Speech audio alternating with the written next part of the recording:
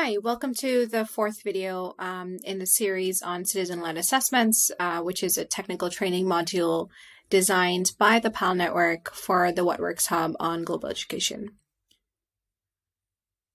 So far, hopefully you have seen the three previous videos in this module, and so far, hopefully you are familiar with what citizen-led assessments are, how you design a citizen-led assessment, and how you conduct a citizen-led assessment in practice. In this video, we wanted to touch upon the common assessment, which is a special type of citizen-led assessment that has been used by the PAL network, but also has been used globally so far. My name is Rastee Chaudhry. I am the assessment manager at the PAL network, and I am an assessment specialist here talking to you about what our assessment portfolio looks like. So before we talk about what it is that common assessments are, it's important to lay the groundwork on why common assessments are needed and why they emerged as a special type of CLA. As I'm sure you're aware, based on the videos prior to this one, members of the PAL network have been conducting CLAs since 2005 across their context, so across South Asia, East, West, and Southern Africa, and the Americas. And have been using the CLA model to measure what it is children know at the very foundational level, according to what they should know as per their national curricula. While national curricula is one benchmark to look at, another benchmark that countries need to consider are also global education goals. And so, for example, the Sustainable Development Goals lay out a multitude of goals under SDG 4, which look at education. And so these are goals that countries should strive to meet in order to promote sustainable development in their countries. Such global education goals then come with associated quality targets and education targets that help us measure how countries are doing with regards to the goals that they plan on meeting. An example of such an education quality target is SDG 411A, which looks at the proportion of children in grades 2 and 3 who are achieving at least minimum proficiency level in reading and mathematics. And then, so having indicators such as these ones, which are measuring, for example, children in grade 2 and 3 and their level of literacy and numeracy, for example, these then create pressure to participate in existing international and regional assessment programs.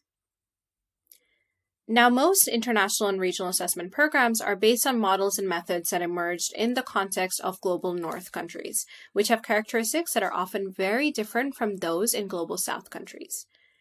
For example, in global North countries, we have decades of universal enrollment, we have comprehensive records of all schools in the countries, and we have, for example, many parents who are literate and are able to support children's learning outcomes, which is, again, in stark contrast to the context that we see in global South countries.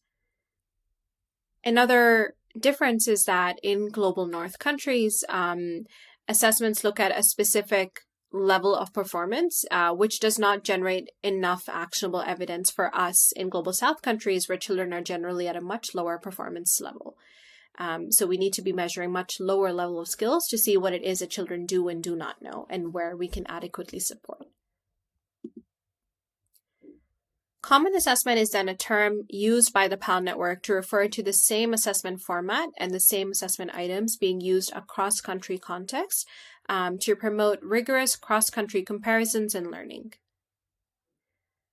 These assessments, in difference to the ones that have been designed by the Global North, are designed exclusively by and exclusively for the Global South countries.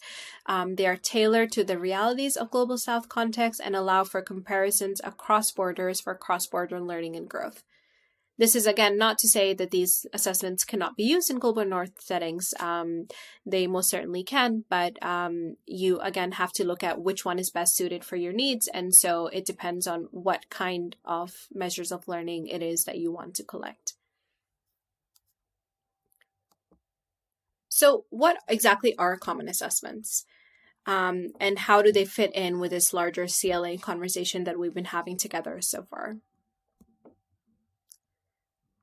Common assessments are, well, as the title suggests, are a special type of citizen-led assessment. They build upon the CLA model in that they are simple to use and they are scalable tools that measure foundational literacy and numeracy skills. These tools are very similar to traditional CLAs in that they are administered orally and one-on-one with each child, so they do not assume any literacy skills, and they are conducted by trained citizen volunteers, very in line with the CLA model. The assessments, again, are also administered in households so that they capture both in and out of school children, and they're representative at the enumeration area level. Enumeration area level, by the way, is equivalent to a district in certain countries. Different terminology is used in different locations, so we are using the enumeration area terminology. But all this in mind, the model of common assessments is very similar to the citizen-led assessment models. At the same time, common assessments do have some unique features that build upon the CLA model, but then are fit to the purpose that they're created for. The common assessment has a common tool that is used across all countries, which has exactly the same items that are collectively designed and then carefully translated to each country context and language. I place emphasis on the carefully translated because a lot of work is done in even testing the translations to make sure there is no country diff, to make sure that the items are operating exactly the same across different countries, and to make sure that there is no interaction between language and item. This again helps to keep everything common and to help us talk about results in a central and more comparative manner. The item banks in common assessments are also far more extensive than traditional CLAs. So as I'm sure you're aware, CLAs measure very smaller subset of what children are supposed to know because they're supposed to be a very quick measure just to get a temperature check on what it is that people know in the country context. But the common assessment cover a larger range of domains, and also the items are far more robust than those in traditional CLA model. This is because all items under the common assessments and the common assessment item bank, which is one of our prized possession, is quantitatively tested. So it has psychometric testing using IRT and classical test theory to make sure that item properties are functioning in a very predefined and a very set and rigorous manner. And at the same time, all items are also qualitatively reviewed to make sure that we are able to administer them across country contexts in a very standard and common way, and to make sure that there are no problems in terms of the understanding of what items are. Another deviation and unique feature of the common assessment is that the common assessment item banks and tools are aligned to a global proficiency framework, which is one that has been defined by UNESCO, and the minimum proficiency levels. And so these tools do not report on individual country curricula, but rather on a global curricula, which then allows us to have the same tool used across country context and allows us to talk at a more comparative and global manner. Secondly, common assessments have common administration procedures. The exact same administration procedures are used across contexts. They have centrally designed training and administration practices. Everything is to be done exactly the same way, no matter what country you're in. And so even the trainings, for example, the first tier of all trainings are delivered by the same people. And then the second tier is then delivered by trained country representatives. They also use centrally designed quality assurance practices to make sure that data is being collected in the right manner and to make sure that we have a similar level of trust in data. And then all data is managed and analyzed centrally as well. This then allows us to draw analytical comparisons between countries and regions for cross-border sharing, which is then, again, another unique feature of common assessments that we aren't able to do with traditional CLAs. The exception to the commonality of items and commonalities of tools is for country-specific items. And so that is the asterisk you see on the page. The idea behind this is that language is a much harder thing to measure in a very common manner, especially when different languages are involved with the same tool. So what we have done to counteract that that basis that we have is that we have country-specific items and we have international items. And country-specific items are really used to capture language variations. So the methods of learning languages differ across different languages. And so country-specific items really capture those language variations, but then are anchored with the international items to bring them to a common scale and to bring them to a comparable area. There are also design variations within common assessments, and these can emerge from a variety of things, but are really baked into the common assessment framework. So, for example, there are different ways to measure numeracy and language and literacy common tools. For example, numeracy, you will have the exact same tool across all countries, but for language and literacy, as I just explained, you have your international items and you have your country-specific items, and then you're anchoring them together to report at a global scale. There are also variations that result from paper-based versus digital assessments, which I'll talk a bit more about in a bit. And there are also variations that result from sampling by region. So even though the similar sampling framework is used, there are, again, always going to be some form of variation. And so these are variations that are baked into common assessment practices and don't really interact with the results being reported at a global scale, but are caveats to keep in mind. So with that, let's talk a bit about the common assessment portfolio at the PAL network and use these as illustrative examples of how common assessments work in practice, but also use these to really understand what kind of assessments are out there that can be used. So PAL Network first started designing common assessments in 2018. The members came together and realized there was a need for such a common assessment so that we can have learnings across border. The members at the PAL Network came together and designed the ICANN, which is the International Common Assessment of Numeracy. And it was designed as a proof of pilot and kind of a first administration of this new idea. The first pilot and proof of concept of ICANN was conducted in one district each in 13 countries in 2019. And then a second round was then conducted in 7 countries in 2022 and 2023.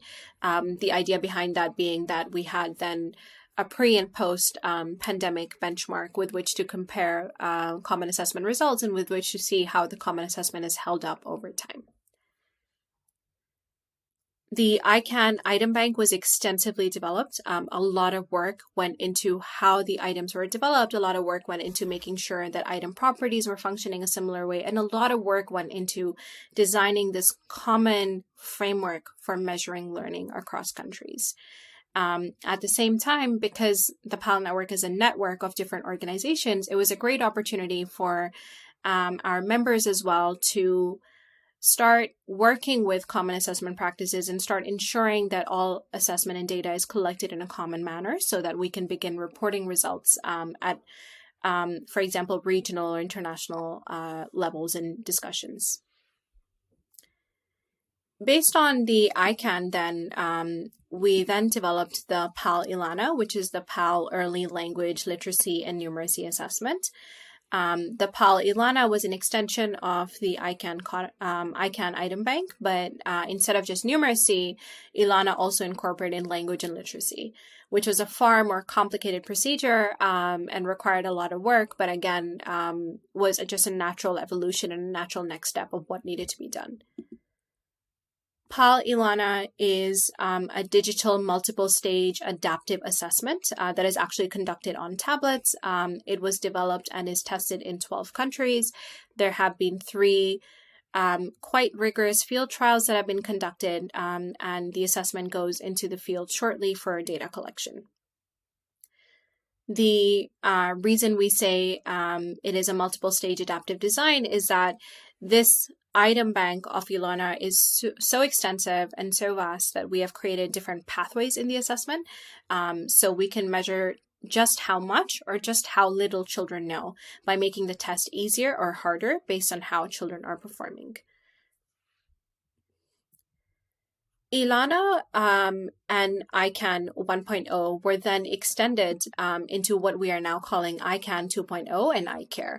So ICANN 2.0 is the second generation of the International Common Assessment of Numeracy tool, and iCare is the International Common Assessment of Reading and Language. The reason we have come up with such an assessment is that this is now a paper-based common assessment of numeracy, language, and literacy, designed strictly for global discourse and education to report on SDG 4 and 1A, and is currently being prepared for 15 countries for rollout in early 2025.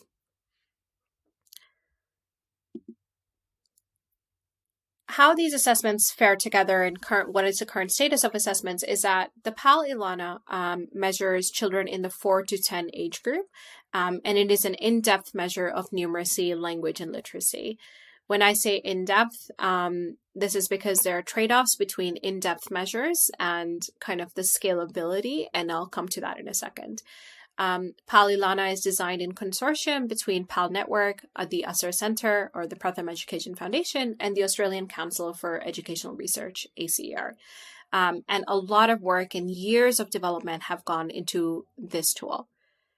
The ELANA item bank is then extended upon and used for ICANN 2.0 and iCare, which then measures the exact same constructs in a very, very similar manner, but for the 5 to 16 age group. The age groups are different in that there is a different population that the assessment is administered to, but the construct is still exactly the same, and what we're measuring is still the same thing.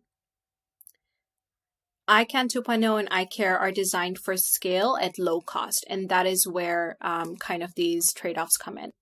So ELANA is an in-depth measure of numeracy, language, and literacy, while ICANN and iCare are designed for scale at low cost. The reason for this distinction is that there are trade-offs between the two.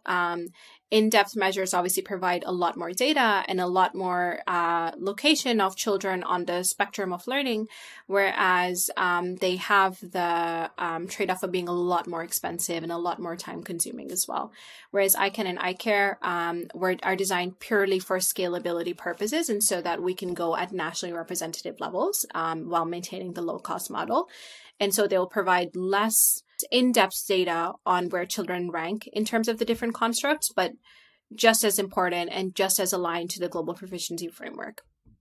These are also designed in strict adherence to global reporting criteria, and ICANN 2.0 and iCare also builds upon the PAL network's commitment to providing inclusive assessment data by incorporating supplementary modules for children with disabilities, for education and emergencies, and for socio-emotional learning.